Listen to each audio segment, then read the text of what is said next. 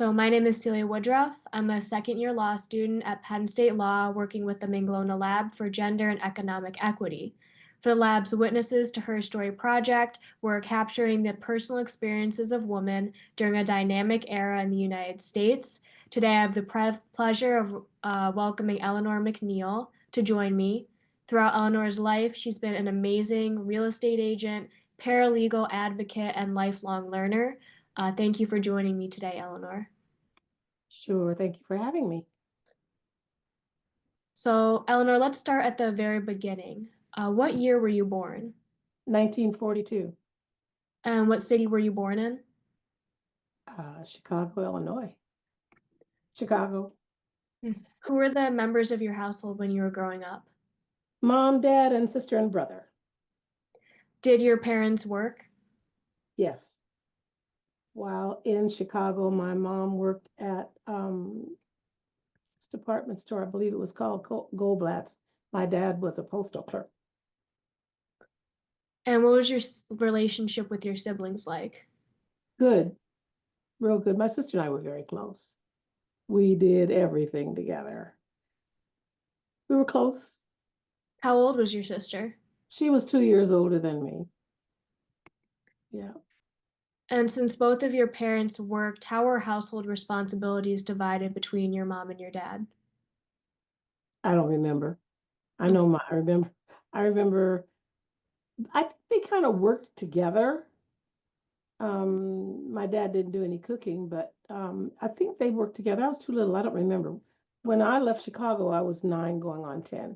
You don't pay any attention to what your parents are doing at that age, especially around the house. You just know you got 3 meals and you went to bed when you were supposed to, nice warm beds, and that, you know, I don't, I can't answer that because I have no idea. It's too young. Well, you did mention that around 8 or 9 you moved away from Chicago. When you first started elementary school, were you still in Chicago at that time? I left Chicago going into the higher level of fourth grade. We went to Catholic school. My sister and I, we attended private school in Chicago. Where we lived, the public school was kind of rough.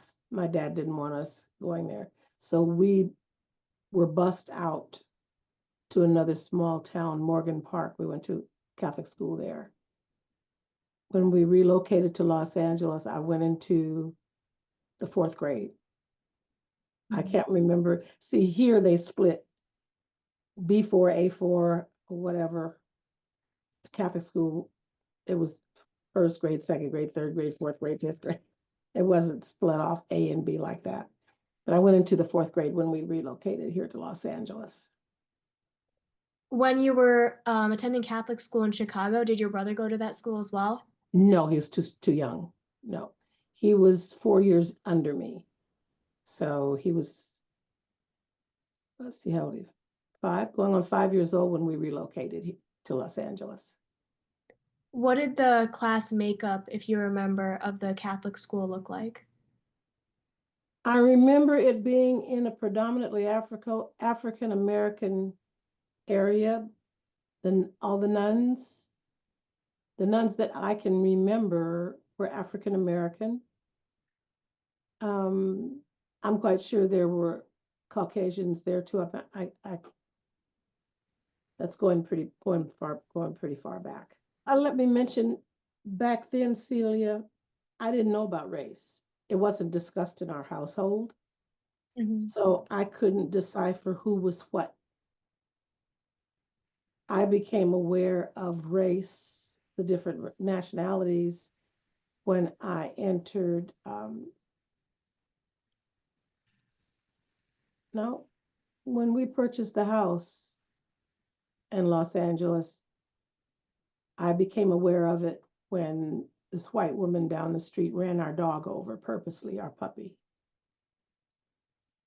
So that's when it kind of came to mind, but it wasn't really discussed in our household. Could you walk me through that experience once you got to Los Angeles? My mom and dad bought a home on the west side of Los Angeles, and my sister and I were still in elementary school. my brother was so I remember my brother, lady across the street babysat my brother.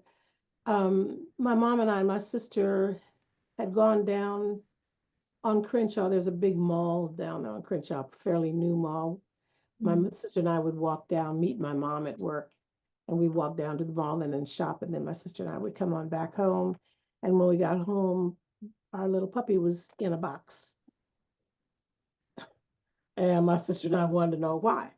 My mom and dad, my brother and my father had been doing the lawn, and they let Pal follow them around to the front yard. Somehow or another, he got across the street. And on his way back, he was running, and this woman was coming down the hill. We lived on a hill, and she swerved to hit him on purpose. And that's what my dad said, and he told us who it was. So on Halloween, me and my friends papered her house. That was our way of getting back. Had I been older and more aware, it would have been a different story. I'm not going to tell you. I'm not going to say what I would have done. Wouldn't have been nice. You said that at that time you became aware of race. She was a white lady. That's things started falling in place, and then in the at the junior high, when I left elementary, went to junior high school, we had a gym teacher who was white and used to stand in front of our class and tell us how she remembered what a nice school that used to be. See, back then in the early 50s, we moved here in 1952, and it hadn't been too long. Japanese had been released from internment camps. Um, when we moved here to Los Angeles, there were codes, and the codes meant that white people could not sell to black people, couldn't sell their homes to black people. Well, in the early 50s, they started lifting the codes. And that's how my mom and dad were able to buy the home that they bought on the west side of Los Angeles. Those codes had just been lifted. We were the third African American family to move on that street. And apparently this lady was not too pleased. But little did my dad and mom know we were in the path of the Santa Monica 10 freeway, and they weren't told. Well, of course not. The family that they bought the home from wanted to get out of there. So after they purchased the home, I don't know what the time frame was, but they eventually found out that within 5 years they had to move. So it was eminent domain through eminent domain. But that's when the schools were beginning to become mixed. Our financial district downtown, Cheves Ravine, where Dodger Stadium is, that used to be totally Hispanic area. All of that was all eminent domain too, because they wanted to build a baseball stadium. So Hispanics were uprooted and had to move. And of course, you're given money for your property, and they started moving west too. So my junior high school had a mixture of African American, white, Japanese, Hispanic. So that's when I started becoming cognizant of different races. I had Japanese girlfriends. Well, there was a Japanese family that lived across the street from us, and their two daughters were the same age as my sister and I. So we would walk to school together, even when we were still in grade school. The elementary school was in one direction, south, and then when we got to junior high school, it was north. So we would walk to school together. The younger sister, Judy, was my age. Joyce was my sister's age and my sister's grade. So we became friends when I eventually became friends with some of the Hispanic kids. My racism came from a young black guy that I went to grade school with. It was really funny because we never had any issues in grade school, but for some strange reason, I don't know who his crowd was or who he was hanging with, but all of a sudden, he came up to me and told me that I thought I was cute because I had long hair and light skin. So I took that home to my parents and they didn't want to discuss it. But kids talk and children discuss stuff. And that's when the racism started rolling in. I started becoming more and more aware of it. Not that I paid a lot of attention to it because none of it was in my face. And I'm the type of person you have to get in my face for a reaction. And you know, I'm quite sure there were comments made by other teachers there, but you know, I'm 13 years old, 12, 13 years old coming into junior high school. You don't really pay any attention to that kind of stuff. So she managed to, this gym teacher, I hate to tell you this, but I am, there were like 5 or 6 of us African American girls in her gym class. Mm-hmm. And the end of the semester, she gave us such low grades, they put us in, it's called demote homeroom. And when you're put in demote homeroom, you can't walk the stage when you graduate. So once she put us in demote homeroom, we knew we weren't going to graduate anyway. And so many students there hated her. She was in the teacher's cafeteria having lunch, and everybody just started gathering around the teacher's cafeteria. I don't know what those girls were going to do to her, but I was in the crowd. And they ended up having to call the police to disperse us, to get us back in our classrooms. I wasn't going to put my hands on her because I knew what would happen to me if I did. But I think I was in the crowd more or less out of curiosity. But it was a a lot of dislike towards her. So Did you talk to any of those other girls who were in that homeroom with you? I did. That's when when I was chatting with them, they were planning on doing this. Mm-hmm. They actually planned it and it got around school, and other students who had been in her room who had experienced similar stuff, they just kind of joined in. I don't remember any specific details about all of that. I was, like I said, in junior high school. I was 13 years old, 14, whatever. Did you talk with your parents about that? I don't know if my parents ever found out about that or not. I probably didn't. Probably did not, since I was in the crowd. Mm-hmm. I'm not going to tell on myself. Did you enjoy school? Excuse me? Did you enjoy school though around that age? I didn't like school. If I remember correctly, I didn't like school. I had a problem with math. So I tried my best to get out of the math class every day. I'd get the bathroom uh, key and leave and come back towards the end of the class. I always got C's and D's in math because I didn't know I had a disability either. Mm-hmm. But it was fun. I guess it was fun. I was on the volleyball team, softball team. I think I enjoyed it. I think I had fun, Mm-hmm. but nothing really stands out. I wasn't really one that ever really liked. I didn't start really liking school until I realized how important it was. My dad always preached, always with, you know, he and eventually became a school teacher. Um, my sister was on a roll, straight A's, but I just never really cared that much for school until later on when I realized I need this. So after my divorce, that's when I started LA City College and in and out of junior college until I got to Penn State. And by then, of course, to finish the associate degree was basically an accomplishment because I was too old. You know, I was retired already. So I just did it to say I finished something. I had promised my dad that my dad hounded me for years. When are you going to go get that piece of paper? Everybody in the family was papered, but me. And I was fighting the math thing.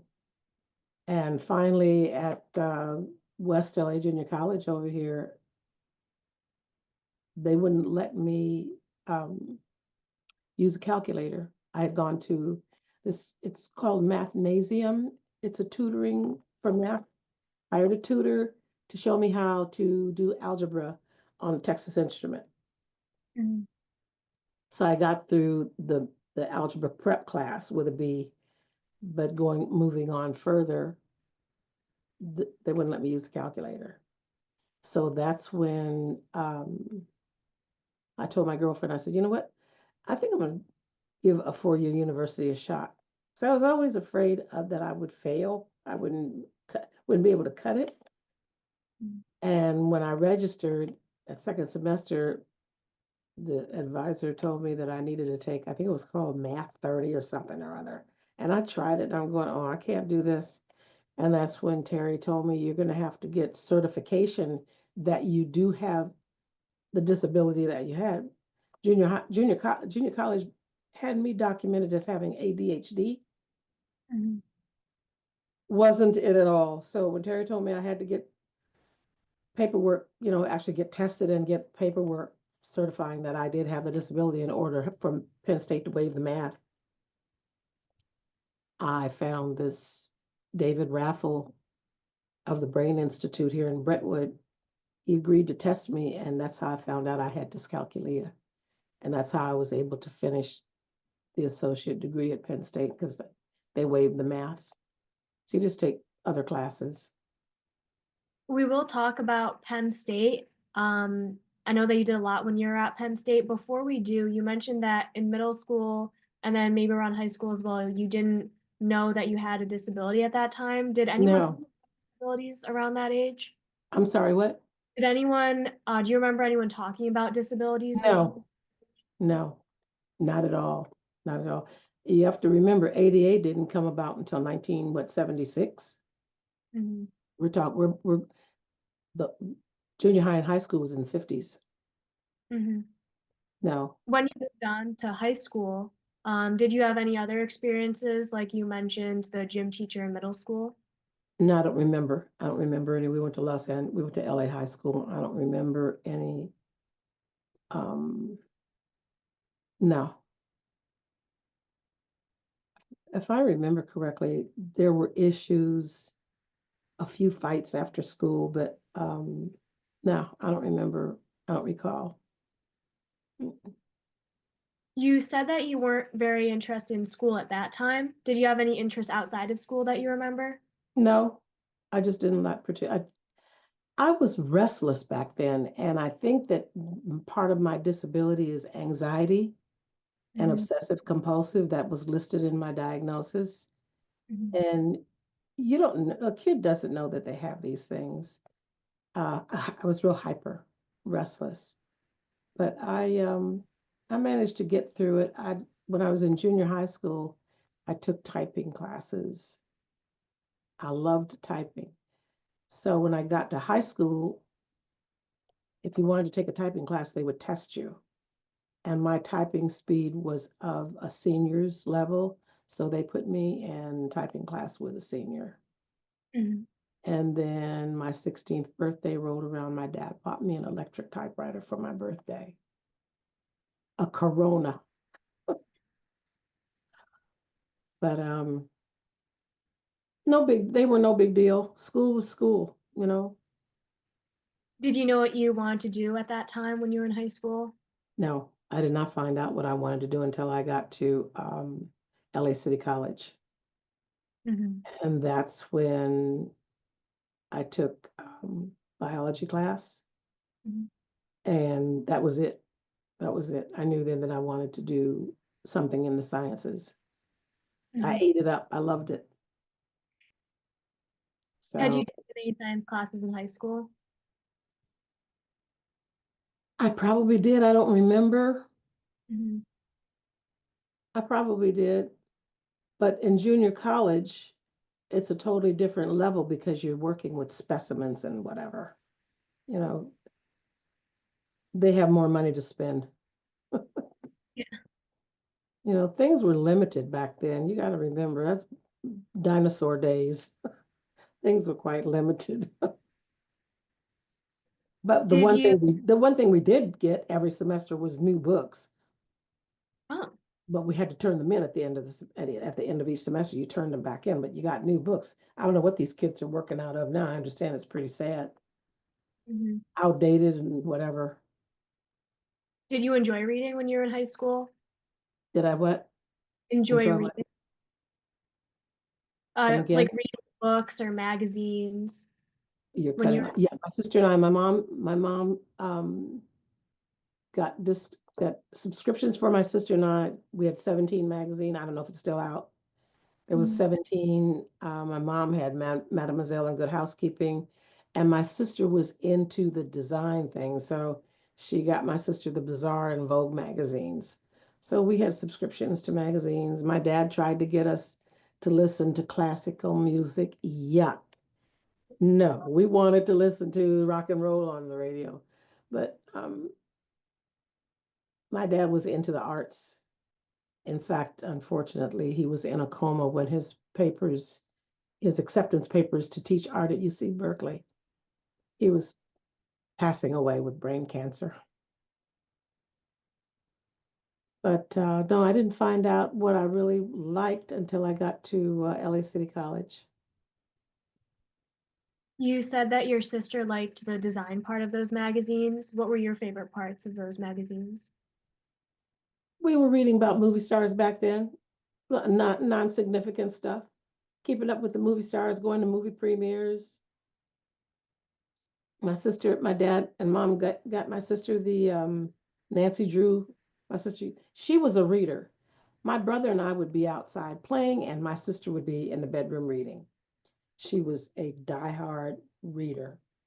I don't know what that was all about, but she was a brain. She was a brainiac like my dad. So I didn't care about books back then. No, Did you have any role models that you looked up to in those magazines or in movies? no, mm-mm, no. We had favorite movie stars, but that was about it. What did We, those movie stars look like? huh? What did those movie stars look like? Tony Curtis, Janet Leigh, Elizabeth Taylor, Rock Hudson, all the good actors that are dead. Mhm. Yep.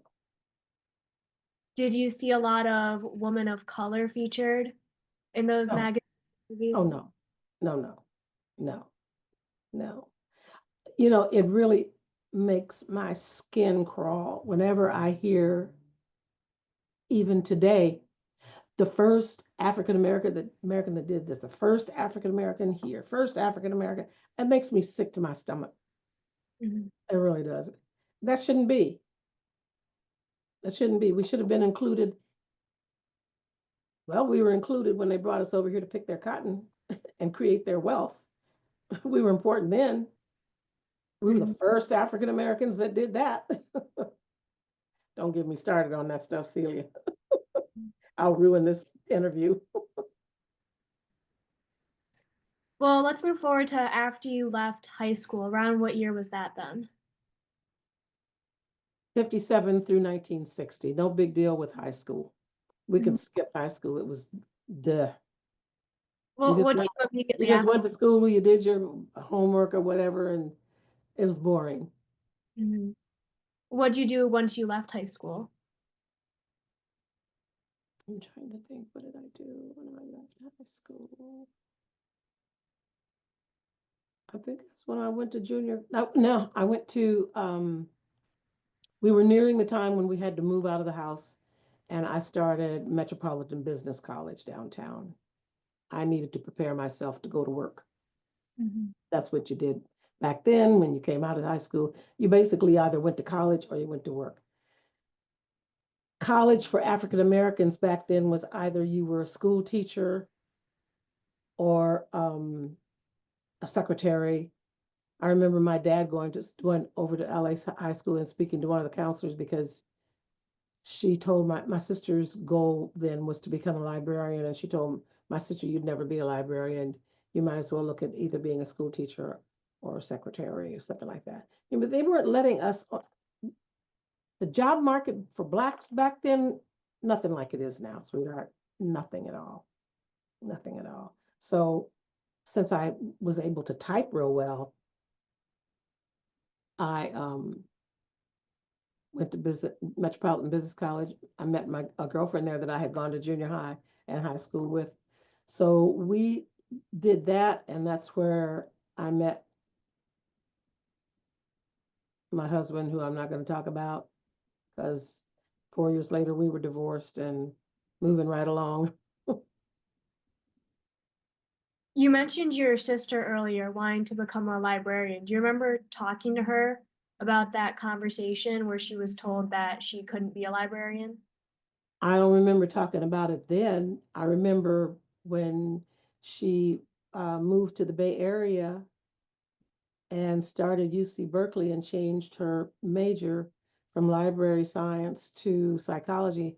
My dad didn't want her, he had a problem with her changing. And back then, they probably saw something with her, but not being able to identify it, or they knew it and just people didn't talk about things back then. My sister ended up at the age of 35. She was at Rice Institute working on her PhD in psychology, and she became schizophrenic, had to leave school.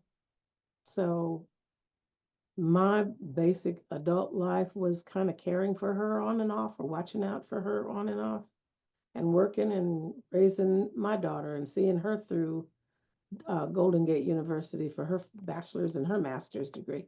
Those are some rough times. They really were. It was when you're dealing with a person with a mental illness.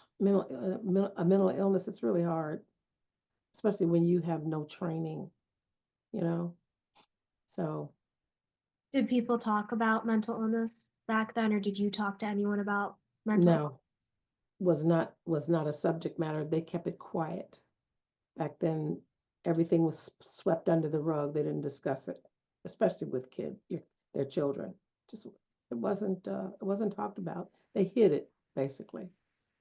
They hid it. And then once it happened, my grandmother on my mom's side, I remember her, I don't know if I overheard a conversation or whatever, but I remember her saying something about, I saw something when she was younger. I knew something was wrong with Marion, but you don't know. I did. They don't talk about it around kids Mhm. or young adults. So, and come to find out, my brother's only child, his son, is bipolar. So it's definitely, since just about everybody's dead, but it was definitely somewhere in the genes, genetic makeup in my family, Mhm. either way back, or I don't know how the generations go in between a person contracting it, but it had to be there somewhere because it's hereditary. Schizophrenia and bipolar, they're both hereditary. And Dr. Raffel told me that my dyscalculia is hereditary also. So somewhere along the line, we got a hold of some bad genes.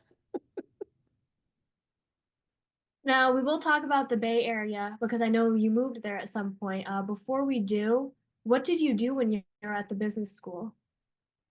I just took classes that prepared you for being able to get a job. You took regular classes as if you were in regular school. Your English only a little at higher levels.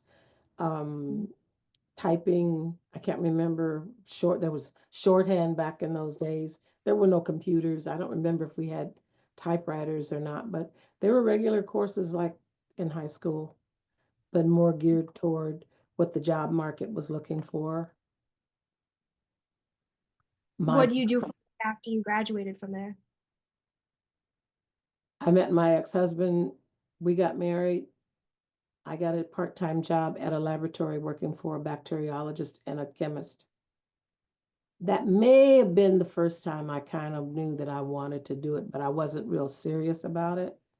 Mhm. But when I got to junior college, that's when it got serious. When you were working in that lab, who were your colleagues? Oh, I just worked for the bacteriologist and the chemist. And there was one other lab technician in there. It was just three of us, the three of them and me as the receptionist in the front. That's all. I'd go back and snoop. I learned how to do CBCs, and he would teach me some of the simple things. Mhm. Yeah, that was fun. It was a brand new medical center. Uh, a bunch of African American doctors from Meharry and another all black university, medical university, got to pool their money together and had that that medical center built. So all the physicians were all African American. It was nice. We had a lot of fun. Were there a lot of women who you worked Oh for? yeah. hmm Yep. Women lab techs, I mean not lab techs, but nurses.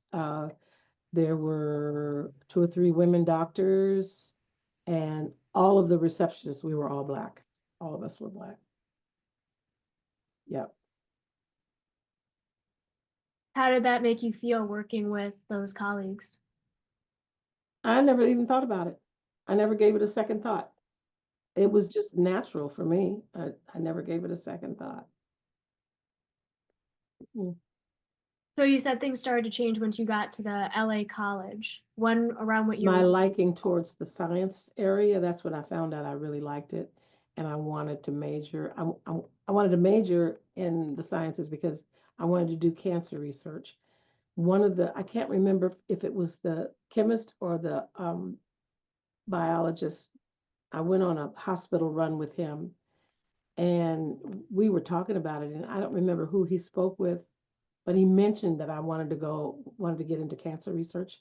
And they took me into this room and there were all of these containers, plastic containers, and they all had an object in them. And it was an organ that contained cancer. Mhm. And they fed them. There were like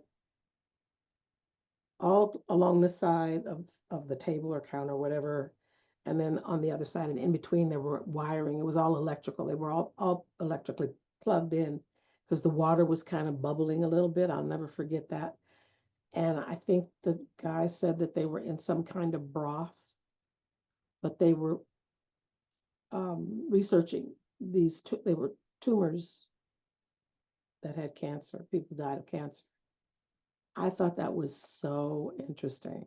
And that really made me want to get into it. The I don't know, blood never bothered me, looking at blood or whatever. And I guess I got that after my grandmother, she was a nurse. Mhm. Never bothered me. I wanted to do cancer research. Once you got to when you did that tour of the lab, was that when you were still working at the lab for the chemist, or was that once you got to college? Still at the lab with the chemist. How long did you work there for?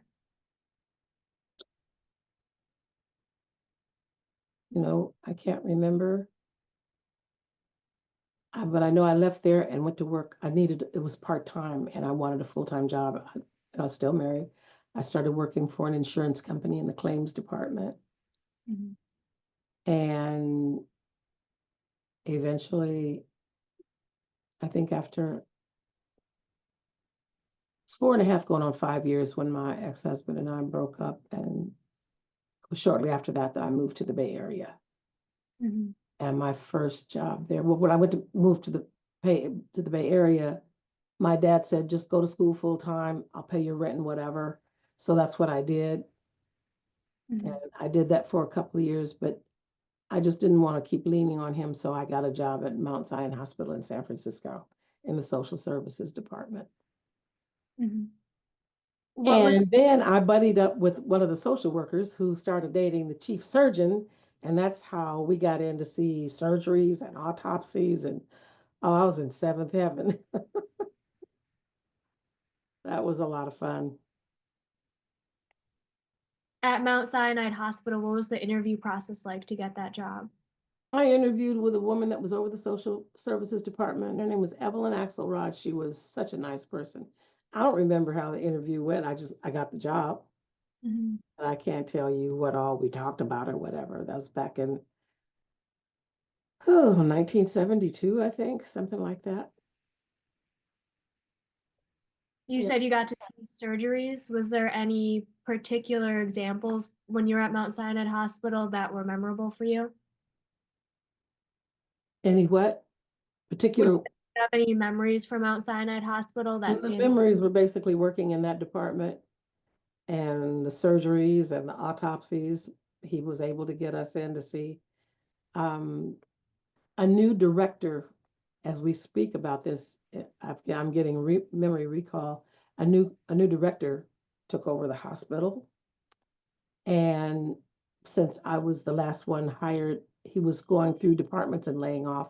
I ended up getting laid off, but then I got called by the pediatric care program and wanted to know if I wanted to work with them, so I went back.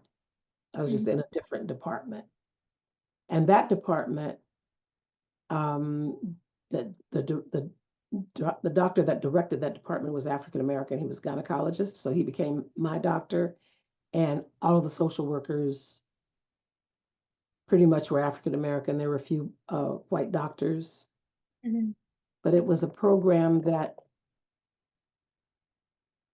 took care of and allowed teenagers that got pregnant while they were in school, they could finish their courses there in this program and have their children at the hospital. So that's why they call it the pediatric care program.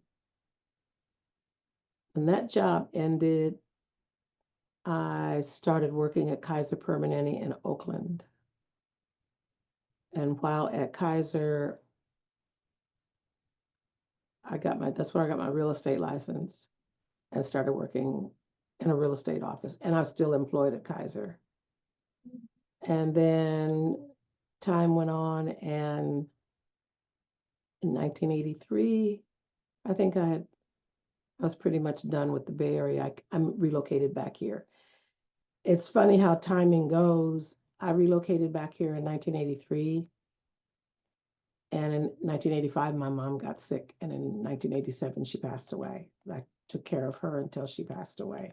So, when you look back, it's like things were supposed to happen the way they happened mhm. because there was no one else available here to take care of her. My brother was married and working full time, and my sister still lived in the Bay Area. So that's how that went. When you say here, do you mean LA? LA, yeah. And you said you got your real estate license earlier. Why did you decide to get your license? I don't remember. I just wanted to do something different. I don't remember what tweaked real estate, but I wanted to do something different. And so when I moved down here, I started working with, trying to think, a real estate company for Dwayne Weaver and Company in Century City. And he taught, I remember the ad in the paper said that if you sign up with him, you'll learn commercial real estate free of Mhm, charge. And I did. And so I learned how to do commercial real estate. And I left. I took a break. He and I both had to take breaks at the same time to take care of our mothers. mhm.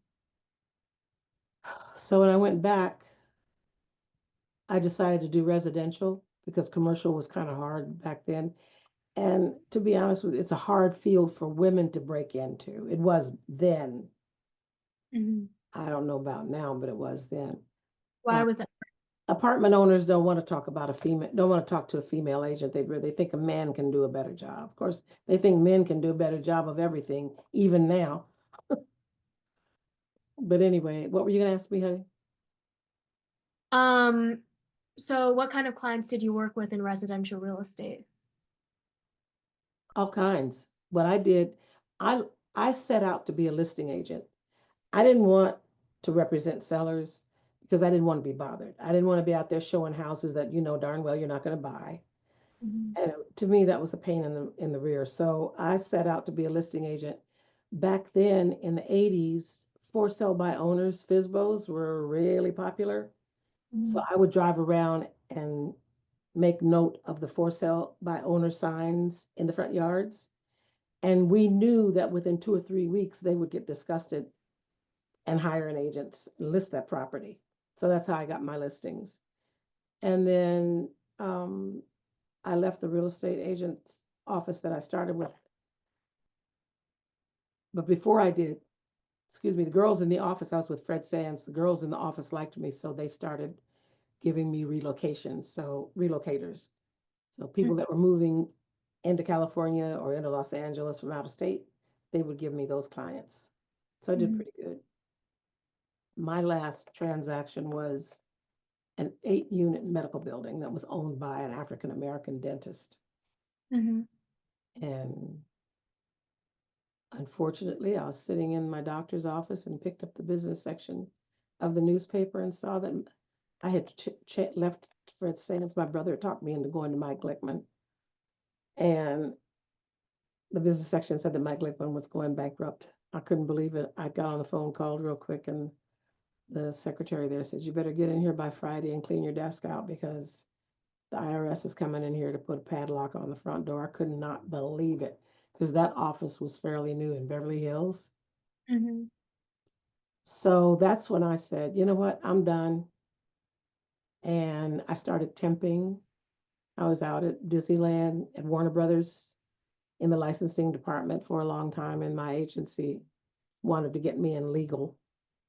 And I Mhm. told them yes. So Warner Brothers tried to keep me, but their pay was real low. So I jumped into legal. That's how I got into the legal field and liked that and went to paralegal school. Stayed in legal until they retired me in 2012 because I got too old.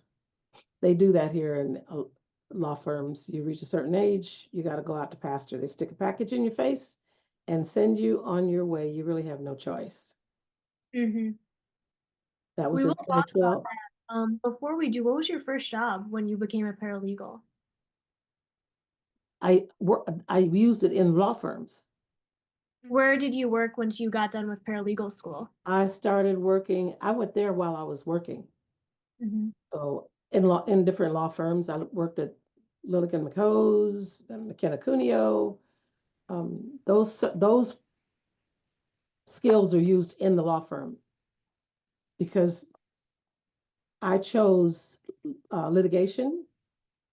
And if Mhm. you do litigation, you make more money instead of transactional. Transactional is just contracts. It's boring. Mhm. So those skills were used at work every day, working with some crazy attorneys. Who were those attorneys? I'm not going to mention names. This is recorded, right? Well, what did those attorneys look like that you worked with? Oh, they were all white. This was a very conservative law firm. There were no black male attorneys in there. Female, there was one that I can remember, but when I started that law firm in 2003, there was just two female black attorneys. That's it. Everybody else white, Mhm.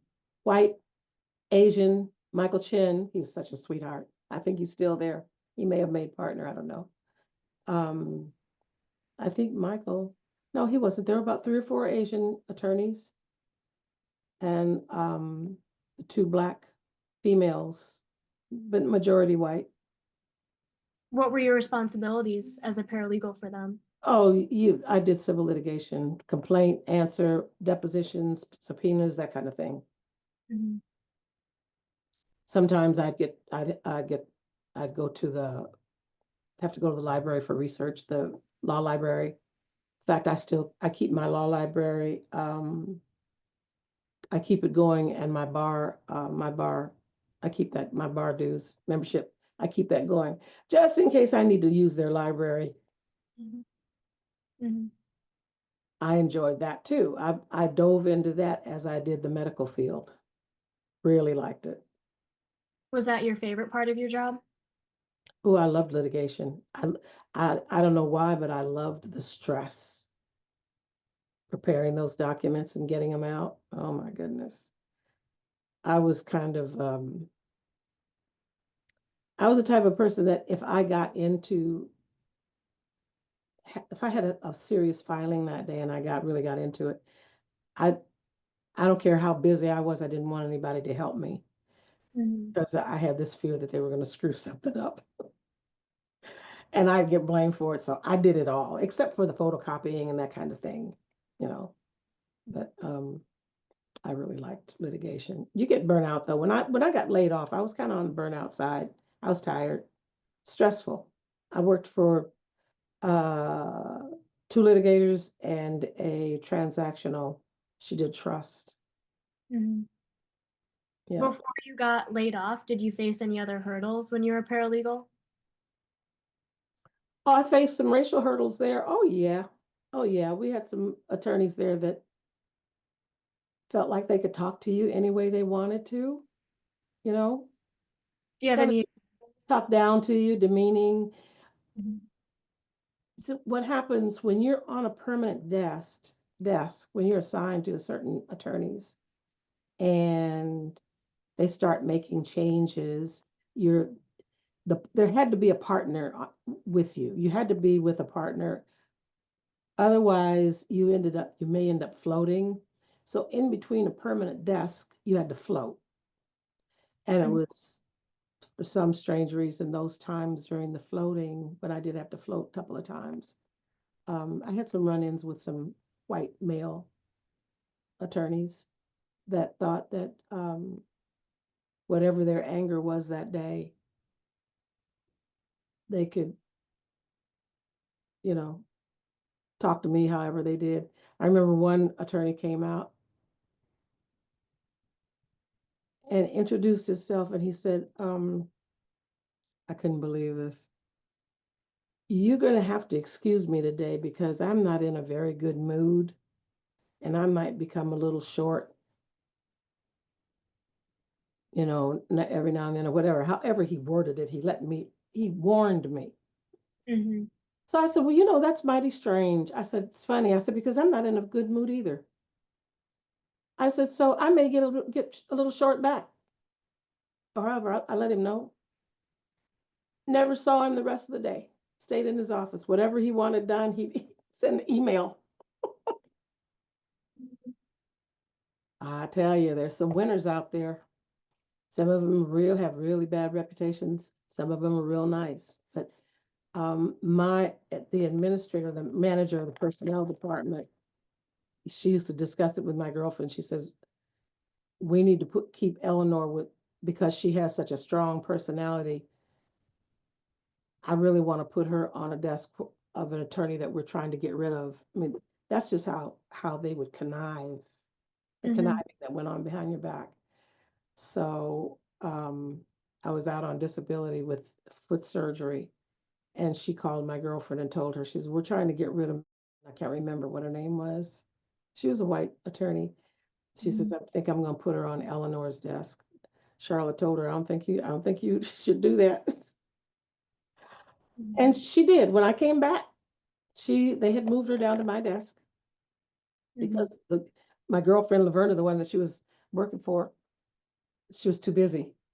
But the funny thing, when I started working for her, all she did all day long was send PDFs downstairs for me to print off. Mhm. So I forwarded them to the manager in the personnel office. I said, this is what this woman wants me to do all day. I have court filings. I have complaints. I don't have time. I'm sorry. This is all she's doing is printing. She needs to be forwarded to the word processing department. So they took her off my desk in a couple of weeks or so. But she was one of the real nasty ones, but she never got nasty with me. In fact, I think I saw her maybe once or twice because she wasn't on my floor. Do So you know why they want to get rid of her? she apparently was rubbing somebody wrong. It was probably one of the males or a partner or something. Mhm. She wasn't a nice person. Angry, angry, just angry all the time. So I have no idea. No, but that's how they manipulated things. Mhm.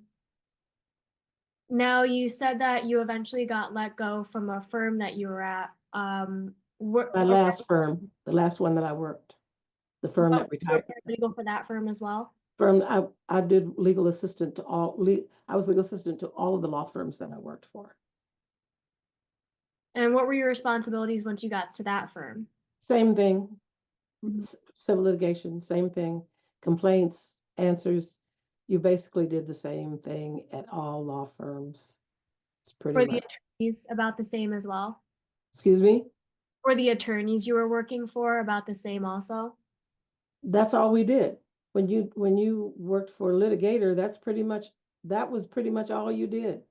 Mhm. File complaints, work on them, sometimes research, whatever. Mhm. It's the same thing over and over again. You know what do they do? What do you guys do? I mean, don't you guys do that in your department, or you're just doing school? Didn't you say you were a legal assistant? I used to be a legal assistant, yeah. Oh, okay. I Did did you do do a lot of litigation? monotonous filings. Yeah, I was in the pre-litigation department. Oh, so you didn't do court filings or anything? Some court filings, if that were Oh, reported to me, but mostly the stuff before that. Mhm. yeah. When you got let go around what year was that? That was 2012, Okay. about 12 years ago. I was 69 going on 70. You know, it's so sad that this country cares so little about their seniors. You Mhm. know, it's sad. It really is. What can I say? Mhm. When I got laid off that January, they had the state of the firm. Every year they have state of the firm meetings for everybody. It's mandatory for everybody to attend. And they mentioned then that there was going to be a layoff in February. Mhm. I didn't think that I was going to get laid off because I had just sued them and returned to work. I was out on disability with my back, and I met all of the requirements for long-term disability, and their insurance company refused to pay me. So after 4 denial letters, I decided, I don't think I want to let you guys get away with this. Mhm. So I did a little research. I found a law firm, in fact, based in Florida, where they handled ERISA cases. Mhm. And they referred me to their sister company here in Ontario, California. And I called them and told them what was going on. They had me send the paperwork, and they handled it from there. They arbitrated it, and I ended up getting, in fact, they told my attorney, we're going to give you more than we owe you, than we owe her, because we don't want to hear her name again.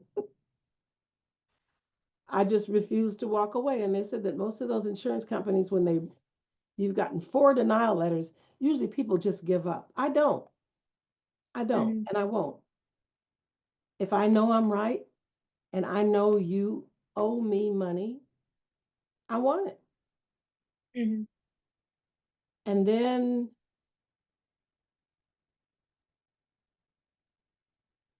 after I got laid off, I applied for my unemployment, and they denied that. They said she quit. We didn't lay her off. I mean, she retired. She voluntarily retired. That's what they said. We didn't lay her off. So I had to get my paperwork out again. I know they were quite upset, but you know what? That's what happens when you play dirty. Mhm. Sometimes you win and sometimes you lose. And I've always been a fighter for my rights. I refuse to let you slide. I'm sorry. So, You said you wrote up a form listing all the incidents that had happened. Could you describe what some of those incidents were? oh, I kept documentation of everything that occurred with me in that law firm. Everything negative, everything. Whenever I was at a desk or worked for an attorney that was nasty or whatever with me, I documented it. Mhm. I tracked everything that any negative activity or verbal abuse or whatever. I made note of it. Mhm. Sometimes I would go to personnel, and sometimes I just wouldn't, but would make note of it. There was a Asian attorney, Chinese guy, Mhm. and he couldn't keep anybody. It was just really a nasty person. And I basically put a portfolio together on him with his verbal abuse or whatever. And when it got to the point that they saw where this might end up in court, they switch you. They, Hmm. you get another attorney. They'll put him with someone else or her with someone else when they see it's, the two of them are really not working. You said there was another woman that you worked with who also got an offer for a package. Do you know other people around the time that you were terminated who There were? were 5 or 6 of us. I wasn't the only one. We were all seniors. Yep. Yep. One male and 5 females, and we were all, in fact, they were all younger than me. I was 69, going on 70 in 2012, and they were like in their late 50s. I think one of them might have been in her early 60s. Yep, there's 5 or 6 of us that they laid off. Did they tell you why they terminated you? Oh, he sat there and told me that they didn't want to pay for my hip surgery. I was due for a hip surgery. He said, Mhm. we'd rather the government pay for it. Discrimination. How did you respond? I responded by telling him that, first of all, I'm not going to take that little mealy mouse amount of money that you're offering me. And since I'm being laid off because of a medical reason, rather than report this, you're going to pay my medical insurance throughout the rest of this year. But you need to think about what you're offering me because I'm not taking it. And I walked out of his office. So they came back with another amount and agreed to pay my medical insurance. They knew Mhm. that I would take them back. I have no problems. California is a sue state, and I don't believe in running in and out of courtrooms suing everybody. But if it has to do with my rights, you're going to court. Mhm. Yep. So we've talked about all of the work that you did as a paralegal. This might be backtracking a little bit, but I know that you talked about your involvement in the community when we'd spoken before this interview. Could you share Mhm. a little bit about what your involvement with the community was during When and before then? when I was in living in Oakland, California, and going to Laney Junior College, I met a young man in a poli sci class that was a member of the Black Panther Party, Mhm. and that's all. That's all we pretty much talked about. He worked for Pacific Gas and Electric as a water chemical tester. So he was Mhm. out in the field during the day, and then he was still part of that organization. But it wasn't about fighting and shooting and all that sort of stuff. It was about volunteer work and what have you. So he invited me to do some volunteer work. Mhm. And so I said, sure. So there was volunteer openings at the Bobby Seale Huey Newton Free Clinic and also the Meals for Kids. So I Mhm. did both because I had nothing else to do after school but homework that evening. So I would take turns. I can't remember how often during the week or whatever I went to each facility, but I volunteered for both of those facilities. And Mhm. with the lab, the free clinic, I did their main their main objective in there was testing African American babies for sickle cell anemia. So I would poke fingers and do the little tubing and what have you. It was interesting. For our audience members who might not know, could you describe who the Black Panthers were? Huey Newton, Bobby Seale, um, I can't remember, Elaine Brown. Or I guess what the organization was? The organization was all about police brutality. That's pretty much what that was. They were fighting police brutality back in those days. It was bad. It was really bad.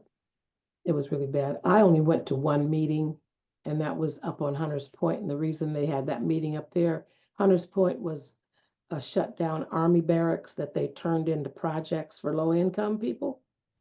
And Mhm. Panthers would have their meetings up there because of the lighting and if police drove up through there, they couldn't see real well. So they didn't come up in that area because they weren't sure if they'd get shot at or whatever. Thank God nothing like that happened when I went that one time. But the one time that they went, it was Bobby Seale and Elaine Brown were on the run, and they had they somehow or another gotten back in town, and they were going to attend this meeting. So Bob asked me if I wanted to attend, and I rode up with him for that one meeting. But that was the only major meeting that I had ever attended. Now, Huey Newton's apartment, on Sundays, we'd go over there and talk about the program and the lab, the clinic, and what have you. Why did they create the lab? I can't answer that. It was created before I got started, I have no idea. More than likely to help little Black babies that Mhm. parents couldn't afford to take them to the doctors to be tested for sickle cell. I have no idea, but that's what they did. Mhm. They had volunteer nurses and doctors that would come in and actually treat the families. Mhm. But my end of it was just the babies. Did you enjoy that? I did. I did. Because I was going to school and doing the science thing at the time. So I did. I enjoyed it. I didn't do it very long. I got to the point where I didn't have the time, but it lasted a while. And what college were you in at that time? I was I started out at Merritt Junior College. Merritt closed down, and a new college up on the hill called Laney Junior College. So you were still a Merritt student, but you were attending the new college on the hill. So I was up the hill there on at Laney. I'm quite Mhm. sure it's still open. I don't know if Merritt Junior College ever reopened. I'm not sure. Now, going back, now that we've talked a bit about your community involvement, did you remain involved in your community after that time, after college, when you were paralegal or when you were doing really? No, no, no. Went to school, was raising a kid. Um, no, I wasn't community involved at all. Not that I can remember. No, mm, no. What did you do after you left that law firm where you worked as a paralegal, or after you were terminated? Down here, Yes. Hmm. I took care of my brother until he passed. He was diagnosed with prostate cancer. Hmm. So I took care of him after he passed, and pretty much nothing. I have actually been after Penn State. I started taking care of my brother on the end of 2013, and 2014 rolled around. I enrolled at Penn State, so I was doing homework. That was it. Took care of him. I did, in fact, took a medical leave in February of 2015 because he was getting worse. He passed in November of 2015, and I went back, started back up. So I took care of my brother. That's pretty much it. And Penn State. That's You pretty much. talked about Penn State earlier. What made you decide to go to Penn State?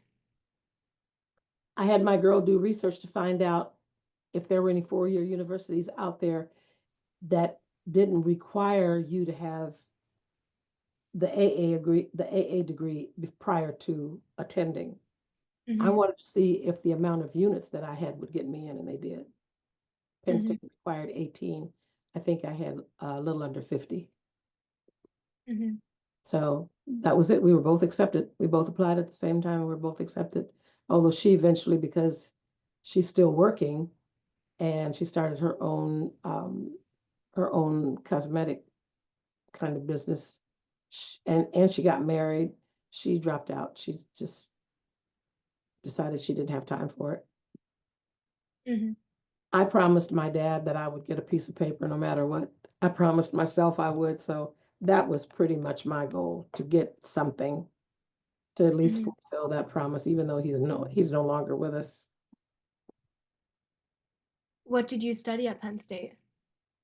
Law and society. Hmm. I pretty much had poli sci classes. Um, I was basically taking the requirements to finish, but I didn't take. I had law classes at West LA Junior College here, business law and what have you.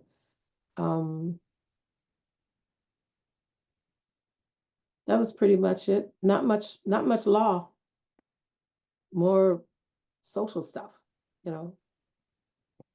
How did your experience at college when you were at West LA compare to when you took classes at Penn State? Totally different because I attended the school physically in person, and Mhm. Penn State, so I did it online. So it was quite different. But I went in the evenings. I didn't go during the day because there's a lot of youngsters there and they were acting silly like high school kids.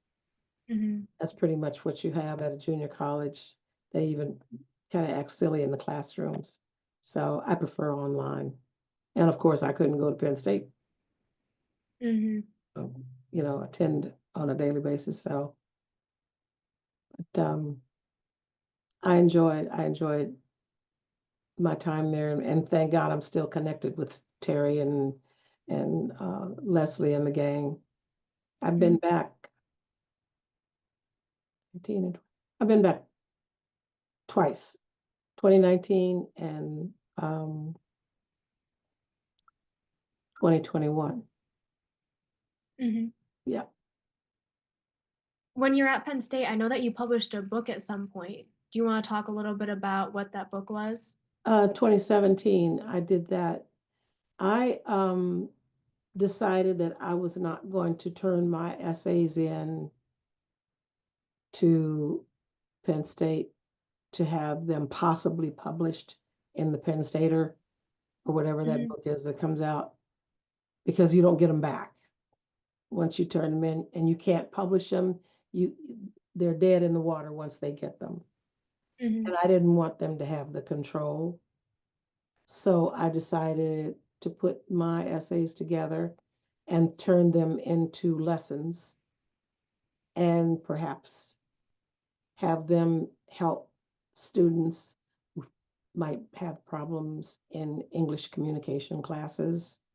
Mhm. Um, my communication instructor, Holly Gates, she's no longer at Penn State, but I think I mentioned it to you that she fell in love with the way I wrote, so she wanted to use my essays in her classes Mhm. and asked me if I'd sign a waiver so that she to give her permission to do that, and I did. So I decided to turn the essays into kind of a reading lesson and publish them myself. Mhm. So that's what I did. How do you feel when you published? Felt pretty good. I felt like I had accomplished something. At least I got compliments on it. Mhm. Pretty good. But it was something that how you feel like there's something you need to get done and you do it and then you're done with it. That's pretty much, Mhm. you know, Terry's book, totally different. His is totally about, discrimination, DEI, diversity, equity and inclusion and what have you. And he's gotten a ton of awards. I'm so happy for him. But that was not my intention because my book is just about different stories, essays about different stories, different people.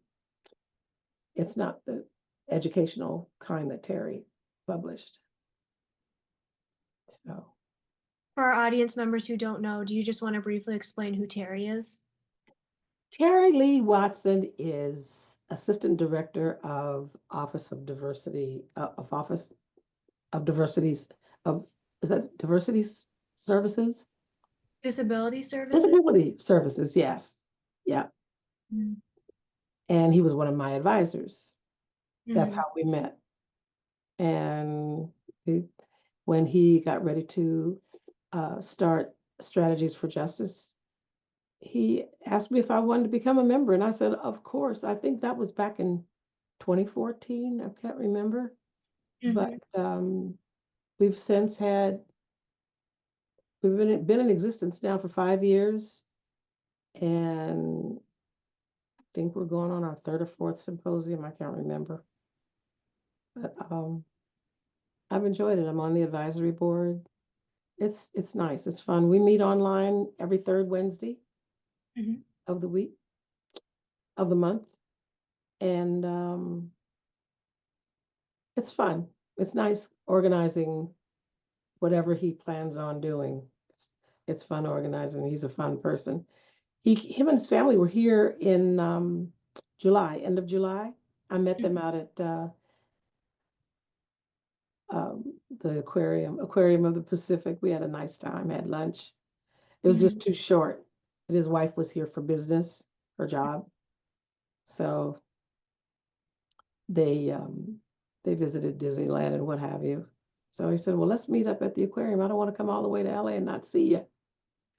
So I met them. What is Strategies for Justice?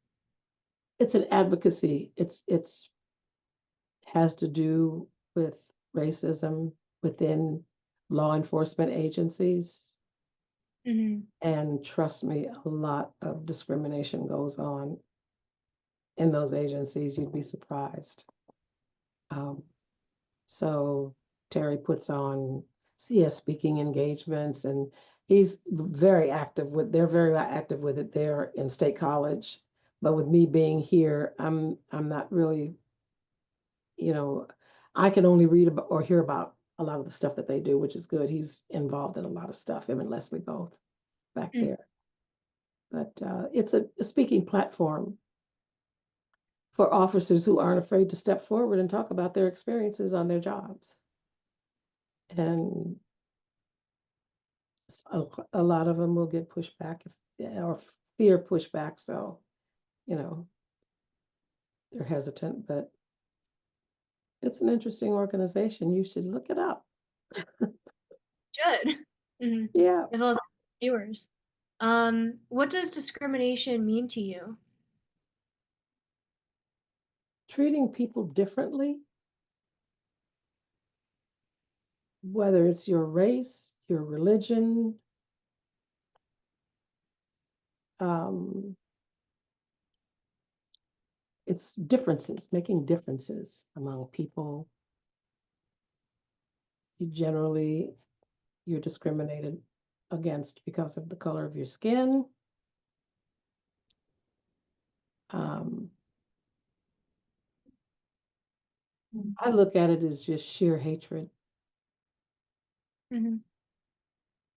I don't understand why people, knowing that there are so many differences among us as far as race, color of skin, or what have you, I don't understand why the time is spent to hate someone because of who they are or what they look like or the color of their skin.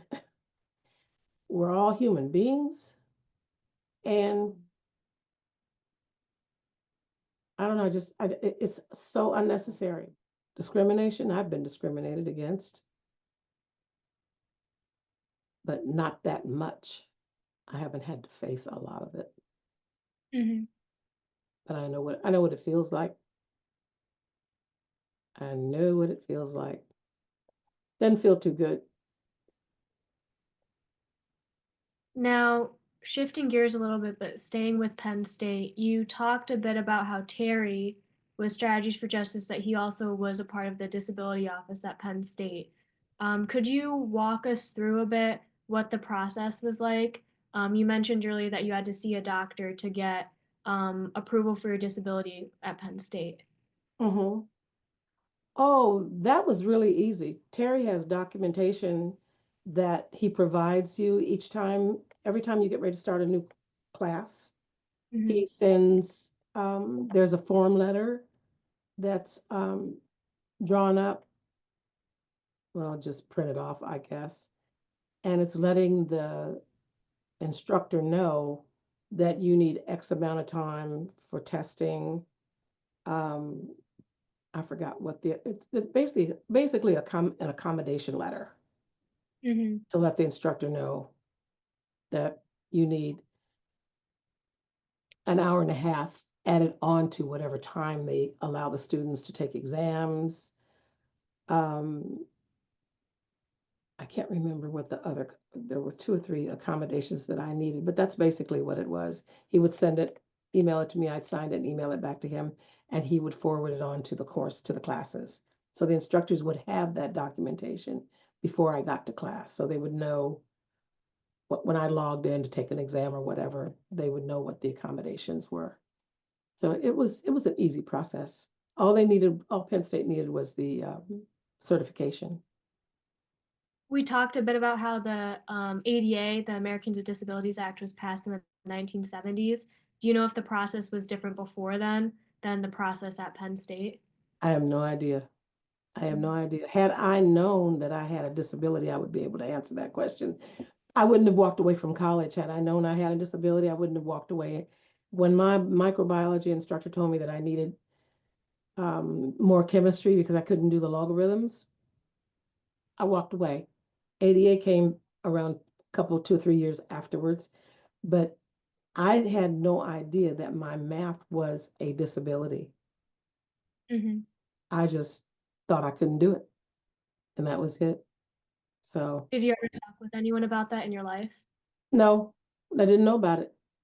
You mean Mhm. about my math problem? Or, Yes. oh no, I didn't discuss my math problem with anybody. I just carry a calculator with me. Mhm. Mm-mm. No, I didn't do that. So, when did you graduate Penn State? June 2019. Okay. How did you feel accomplishing everything you did once you graduated from Penn State? I really wanted to go further. I really did, but at my age and to go into that kind of debt, it would have been no, I couldn't. It would have been for naught. You know, Mhm. careers are over, you're a senior citizen. Why would you continue acquiring that kind of debt just to get another piece of paper? Mhm. I get angry every now and then when I think about how I basically got cheated out of an education because of the disability. But who knew? You know, no one knew to pull me aside and have me tested back then. I was avoiding classes that required math. Mhm. So I was in a physiology class at UC Berkeley the same time I was taking the microbiology class at Laney. I was at Merritt then. They were still down on Grove Avenue. Um, who knew? You know, who knew until that instructor told me I needed to go get some chemistry. I'm going to get some more chemistry. Are you kidding? I haven't had any. So I walked away. That was it. Dropped out, and that was it. When did you learn to get tested about your disability then? I was at West LA College and they wouldn't let me use my calculator to move on to the next algebra class. Mhm. And I learned when Terry told me when I registered at Penn State, I think it was the second semester, there was a math class that was thrown at me. And Terry said that you're going to have to get some kind of certification in order for Penn State to waive your math. So I didn't know I had dyscalculia Mhm. until Dr. Raffle tested me. I thought the junior college had me down in the disability office as having ADHD or ADD. Mhm. So they really didn't know either. And what is dyscalculia? It's the inability to process math problems that require processing. Mhm. So long division was a problem with me. And then moving on from long division, algebra, the algebra is a process. Mhm. I could do it that day and come back the next day and it was gone. Mhm. So it was explained to me by Dr. Raffle that in the right parietal brain, is the wiring that allows you to put the steps together to come to an answer with a math problem. All your math calculations are done in that part of the brain.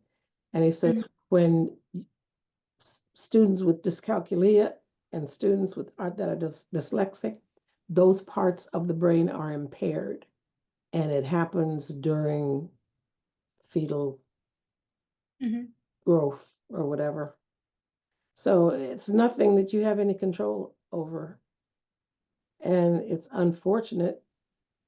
A lot of students, I would grant, Celia, that there are a lot of young men in jail because of disabilities that they had Mhm. and had no idea.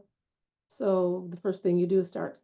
My grandson had I guess he still has it, but it's under control now. But he had ADHD. Mhm. When you can't do the work in the classroom, you tend to start cutting up, and that's what he was doing. He's getting in trouble. And I told my daughter, you need to have him tested. Something's Mhm. going on there. And I told her, I said, it sounds like he has ADD. Well, he had ADHD. They put him on medication, and he went right through with no problems.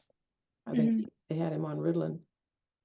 He went straight through with no problems. Mhm. So, like I said, we got a hold of some bad genes because all of it is hereditary. Now, you mentioned earlier that you wrote your book on rhetoric to help people who might have some problems with those English classes, and then you had stories in them. What were some of those stories about? There's, oh my goodness, you're going to do memory recall on me. They're actually, let me think. They go so far back because they took place in the 60s. Um, Women's Lib, there was an article in there about women's liberation. Um, Social stuff that was going on back in movements that were going on back in the day. I can't pinpoint any right now. If you want me to drop this screen, I can open up one and tell you. That's okay. Yeah, Were but those stories personal there, life? the essays were on whatever topic we were on in our classes, in our English classes. Mhm. So they weren't just essays that popped in my head. They were essays that were actually turned in and graded. Mhm. And Mhm. it had to do with whatever books we were reading, you know. Um, I can't do a memory recall right now, but Mhm. different stuff, essays on different stuff, and it all had to do with understanding the what do you call it, ethos and Legos and all that stuff. Mhm. Don't ask me about that now because I can't recall all of that stuff right now. Eleanor, after you graduated from Penn State, what did you do immediately afterwards? To be totally honest with you, 2019, I haven't actually been doing anything significant, to be honest with you. Mhm. Um, I think I tried to get, I'm trying to think, I tried to get, oh, I know what I've done. I forgot, I've got the binders down here. I started taking software courses online, search engine optimization, writing course for content writing. Um, what's the other one? I don't know, I've got 3 or 4 binders down here where I've taking online courses just to keep my mind active Mhm. and applying for content writing, jobs or whatever, but no go, nothing's happening. My age has me locked out of the job market. Mhm. So it, I'm done as far as any kind of employment, part-time, full-time, whatever. So to keep myself active, I took online computer courses, Mhm. which fun. I enjoy. I like computers. I enjoy it. So what I'm doing now is studying to get my real estate license back, reactivate my real estate license, and maybe work with um, mortgage brokers or whatever. I don't want to get out there and sell anything. I'm done with all of that, open houses and A-frames and what have you. That's not on the menu now. Just whatever I can do online with Mhm. it, I'll do it here. So that's all I'm doing right now, just studying to reactivate my real estate license. I never should have let it go. But when that office went bankrupt, at that time, I just figured I'm done with this. I'm never going to do it again. And I just let it totally expire. You get 2 years after expiration to renew, and I just didn't do it. And it was really a stupid move. Mhm. Yeah. So that's pretty much it. Who do you spend your time with most in LA? Oh, I've got girlfriends. We do lunch, movies, um, plays, whatever is something that we want to go see or whatever. Yeah. Mhm. Things have kind of died down since the pandemic. All the good plays stay in New York. Mm. Other than that, nothing much. Watch TV, like I said, studying. Mhm. Um, Boring. My girlfriend and I are planning on going to Europe next year, though. It's been a while. I haven't been over there in a good while. I want to see Prague and Vienna. And we were on the phone the other night. I can't remember. We were watching the same program, and she said, "God, it's beautiful over there." I said, "It is. I've been to Germany and France." I said, "It's totally different than here." She said, "I'd like to go," and she's never talked about going overseas mhm. anywhere. I told her, I said, get your passport. I need to renew mine, and that's it. When So during your life did you go to Germany and France? I went to France, I mean, Germany.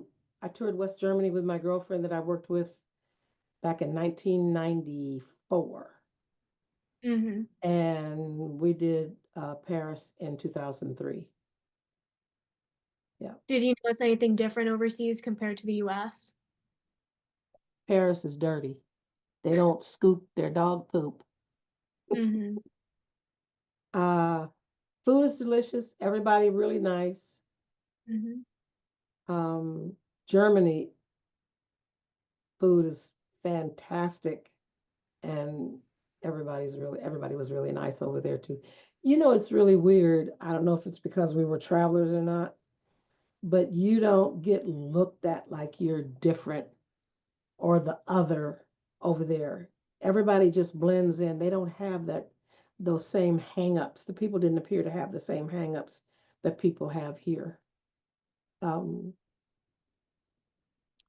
the same girlfriend that I went to Germany with, I visited her in Kansas, her and her husband in Kansas. I can't remember what year that was, but she had to work that day. She was doing part-time paralegal work with an attorney, and so her husband and I went to breakfast, Mhm. and we drove over to on the Oklahoma side and went to this. It's similar to an IHOP. Mhm.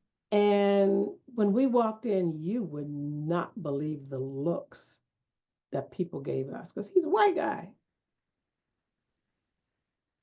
And I just looked at him and smiled like, you dumb Okies. You ought to be ashamed. Mhm. Don't even notice my girlfriend's husband, not mine. But it's just sad. Most of them in there at that time were older people that are Mhm. probably stuck in their old racist ways. It Around was what fun. year was that? It was funny to us, huh? Around what year was that? I can't remember. I think it might have been 2007, somewhere around in there. Mhm. Yeah, it was after Germany. No, I think it was in 2007, maybe somewhere around there. Yep. So got a taste of Oklahoma, Oklahoma. Did you experience any of those other hangups you mentioned that are in the US that you didn't see abroad? None abroad, none whatsoever. Everybody was just as nice and congenial. And when we went to Paris, it was my next door neighbor at the time who's African American, and then a co-worker who was a French who's Jewish. Nothing, nothing. Mhm. No differences whatsoever anywhere. Have you experienced any of Although, Oh, sorry, what were you I'm saying? sorry, when the day before we left Paris, we decided to have lunch at the Ritz. Mhm. And when we went up to make reservations for a table, the woman behind the counter kept asking us if are you sure you don't want to eat in the cafe, have lunch in the cafe? She didn't apparently, I don't know if she thought we didn't have enough money to eat in the dining area that was all fancy and everybody all dressed up and whatever. And we were dressed also because we knew where we were going. She kept directing us to the cafe. I don't know what that was about, Mm-hmm. but Karen, my Jewish girlfriend, she says, I don't need to say this anymore. We're eating in the dining room. Please get us a table. That took care of that. So I don't know what that was all about. I can't say it was, I don't know. Maybe she thought that we couldn't afford to eat in the dining room. That may have been it, I'm thinking. How'd that make you feel? Oh, I didn't care because I knew we were going to eat in the dining room. And I Mm-hmm. knew we could afford to eat in the dining room. That's why we came to eat lunch at the Ritz. So I don't think I gave it. I noticed it. I kind of made mental note of it because I thought it was kind of strange. In fact, we all talked about it after we sat down, but it was no big deal. People that have those hangups,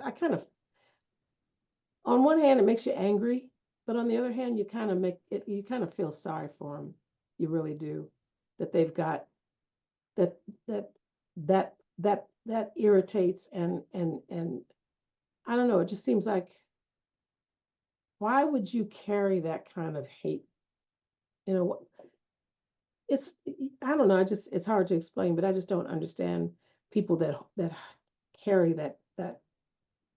I would think it would be awful discomfort, and uncomfortable to walk around hating people, because of what they look like, who they are, skin color, whatever. Could you explain what you mean by the hang-ups you were talking about earlier that people have? What are hang-ups? Hang-ups are when you have something that gnaws on you and it bothers you all the time. It irritates you and you act out on it, not necessarily acting out on it. Racism it's a hang up. It's Okay. it's it's an irritant, something that you carry around with you, and it more than likely hinders you from doing other things because you concentrate on this hate. Mhm. So I call them hang-ups. Bad habits.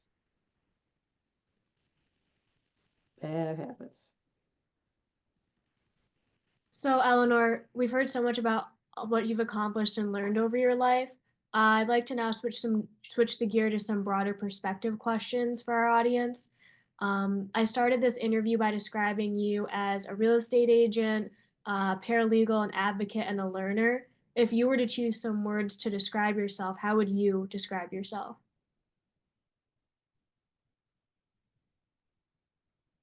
You mean my personality?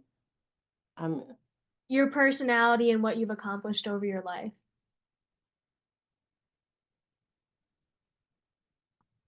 I think my main accomplishment was getting the associate degree at Penn State. Mm-hmm. Um, I had a pretty lucrative real estate career. I'm not so much now because I'm older, but I was pretty much a go getter and determined and had a lot of determination. Mm-hmm. Um, I have the obsessive compulsive disorder, so everything needed to be perfect. Not anymore, but Mm-hmm. pretty much the real estate, the associate degree. Um, I'm glad that I was able to help although I did mention that we weren't going to discuss her, but I was quite involved in getting my daughter through her bachelor's and master's degree at Golden Gate University in San Francisco. So I consider that an accomplishment of mine. Mm-hmm. Um, a great accomplishment of mine because, in fact, I edited every paper she ever wrote, going through her bachelor's and her master's degree. Also, another girlfriend of mine who graduated Pepperdine, in fact, she gave me a printed out appreciation certificate because I edited her and all of her classmates' papers as well. Mm-hmm. Um, did I mention English is my favorite subject? That's pretty much it, I guess. Since English is your favorite subject, what kind of things do you like to read? Right now, I'm reading Stamped from the Beginning. I've read Isabella Wilkerson. I guess I'm pretty much reading about African American history. I'm going back and reading books that I have not read in the past. Mm-hmm. Um, I don't know if you heard of that movie that was out called Origins, Mm-hmm. and she tracked Elizabeth Wilkerson's travels, you know, while she was researching and gathering information for the book Cast. So um, it's pretty much African American history and stuff like that that I've been reading lately. Did you learn that when you were in school? Oh yeah, had a lot of it. There was a lot of African American, Afro American history in when I was in junior high school. A lot. It Mm-hmm. was it was kind of in then, you know, because of the movement that was going on, the police brutality, the discrimination. Um, yeah, I took a lot of African American history and literature courses back then. What movement are you referring to? When the Black Panthers were fighting against the police brutality, that pretty much was it. That and women's lib, those were the two main things that were going on back in the 60s. Mm-hmm. And what do you mean by police There brutality? was the fight. There was also the Vietnam retaliation. There was a lot of marches, um, a lot of that stuff was going on. Mm-hmm. What do you mean by police brutality? The same thing that's going on now. Cops killing black kids and black men. Same thing that's going on now. The racism, the discrimination, the chokeholds. Mm-hmm. Rodney King, um, the you know I don't need to explain that. Mm-hmm. It's real easy if you read the news. I don't know if they've killed a black man here recently, but um, whenever there's a death involving a police officer, it's usually against a black person, male or female. So that's basically police brutality. They go above and beyond what they're really legally supposed to do when they're trying to arrest someone. It's pretty sad, but what can I say? They're cops. They feel like they can do it. It's been going on for years, Celia, and it will continue to go on as long as they feel like they can get rid of it. The system, the systemic racism in this country has been in place since the very beginning. What police officers do to us now, they back then they were called slave cops or whatever. Nothing's changed. Nothing's changed. Nothing's changed, and it'll continue.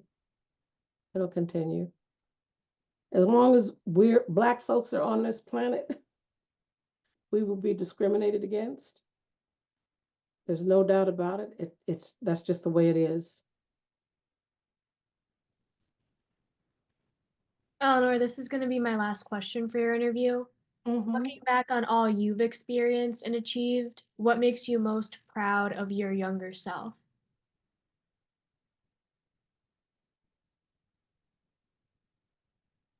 I think the fact that I always had an opinion and spoke out, always, and still do. Mhm. I remember my dad telling me that my mouth was going to get me in a lot of trouble. What can I say? Um, I've had friends that have told me, I wish I could express myself the way you do. I said, just speak up. That's all. It's simple. It's easy. Just speak up. If you have something to say it. I mean, what's the most that could happen? You know, what's the worst that could happen? So that's pretty much it, I guess, in a nutshell. Well, as we close your interview, I'd like to thank you for sharing your story with us and I today. It was an honor hearing your story, and I'm really excited for the impact it's going to have on our project. Though, so thank you for joining us, Eleanor. And thank you so much. You take care and have a wonderful rest of the day. Take care, Eleanor.